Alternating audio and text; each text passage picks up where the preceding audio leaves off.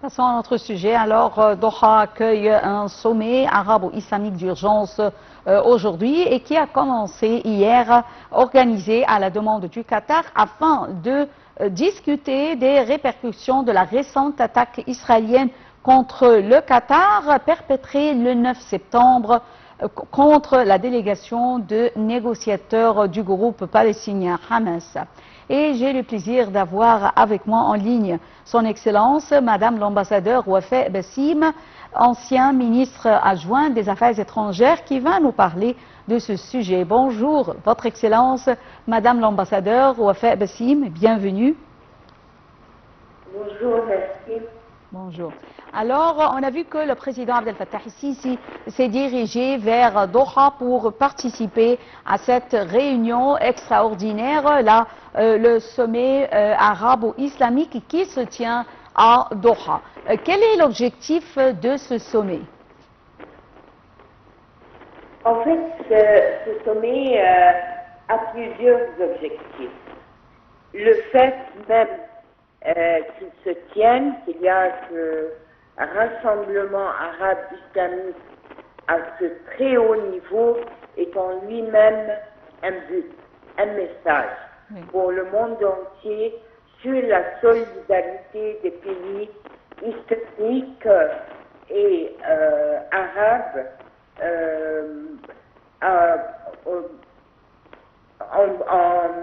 devant cette attaque barbarique qui a été enchaînée contre le Qatar dans une zone résidentielle qui non seulement abritait les délégations qui participaient aux négociations du cessez-le-feu pour Gaza, surtout la délégation de Hamas, mais aussi c'est un quartier résidentiel qui abrite des écoles, des hôpitaux et des missions diplomatiques, ainsi que des habitants civiliens ordinaires. Donc c'était une attaque contre toutes les normes internationales, contre tous les principes de droit international, contre tous les principes des conventions de Genève en zone de paix et de guerre, surtout que le Qatar n'est en aucun moment en zone de guerre ou en état de guerre avec Israël. Au contraire, c'est un médiateur, de groupe de 3, des médiateurs pour aboutir à un cessez-le-feu.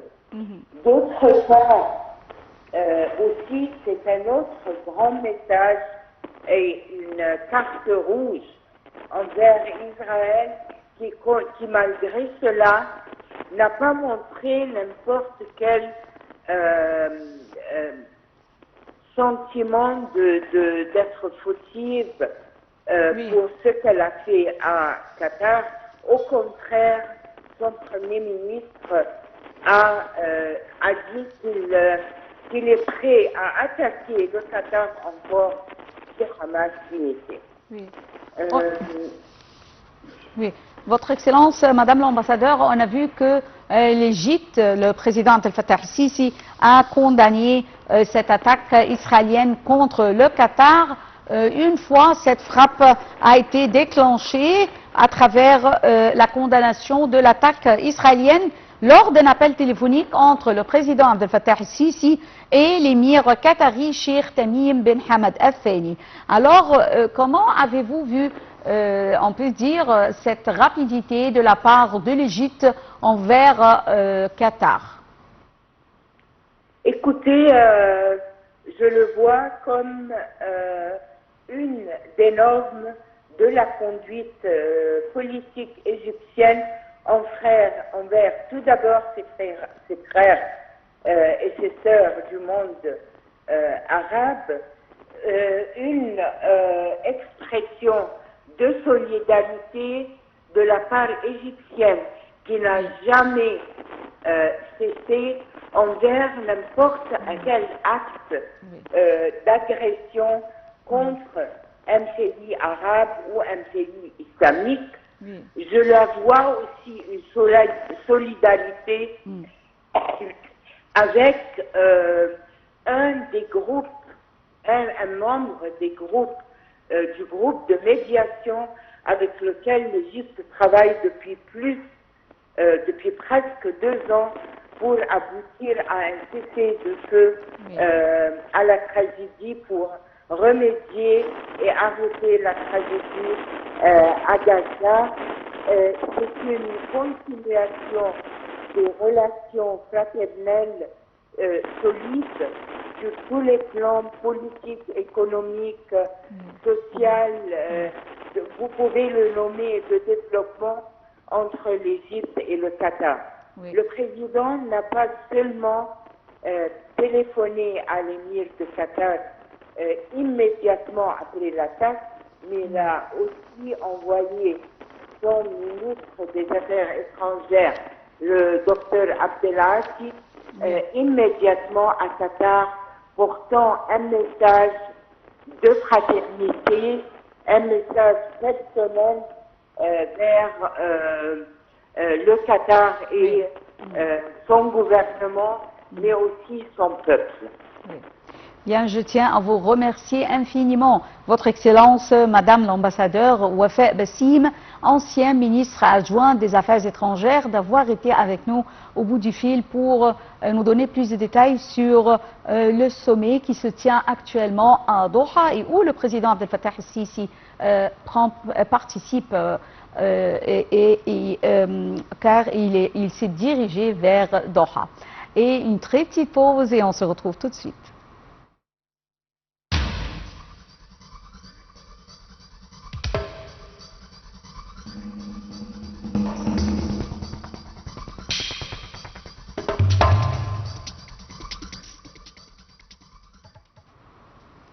Toujours en ce qui concerne cette frappe israélienne et le sommet de Doha, alors on a vu que la frappe d'Israël contre le Qatar le 9 septembre a été vivement critiquée par le monde entier et par les Occidentaux, par l'international et également même par son allié, les États-Unis. Plus de détails dans ce commentaire signé Shamsenemi.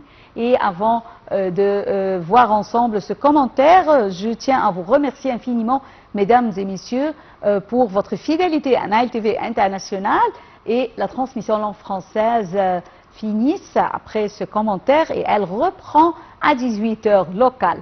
Merci et au revoir. Merci.